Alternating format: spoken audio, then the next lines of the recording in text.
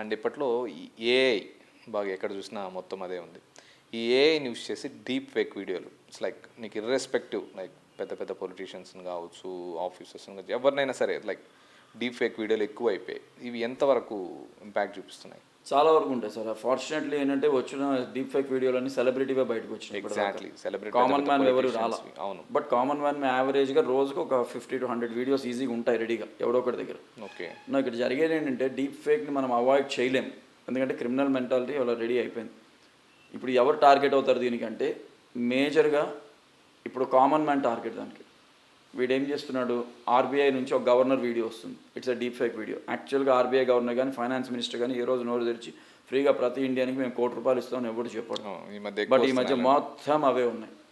వస్తాయని లైక్ ఫలానా కంపెనీ వాళ్ళు చేసి షేర్స్ కొనుక్కోండి, షేర్ మార్కెట్లో ట్రైనింగ్ ఇస్తాము. రియల్గా చూస్తే వాళ్ళు కాదు, వాళ్ళు ఫేస్తోనే పోతున్నాయి. మీకు అక్కడ దాకా ఎందుకు సార్, డీప్ ఫేక్లో చెప్తా. ఓపెన్గా చెప్పాలంటే ఈ స్పా మసాజ్ సర్వీసెస్ అడ్వర్టైజ్మెంట్స్ వస్తాయి, వాడు చూపించేది ఒకటి, అక్కడ అవుట్లో ఇంకోటి. అక్కడ పోయి ఇరుక్కుపోయిన వాళ్ళు ఉన్నారు. అట్ ద సేమ్ టైం ఈ వీడియోస్ని చూసి తెలియకుండా కొన్నిట్లో డబ్బులు పెట్టిన వాళ్ళు ఉన్నారు. ట్రేడింగ్ అప్లికేషన్స్లో వచ్చే వీడియోస్ ఫేక్.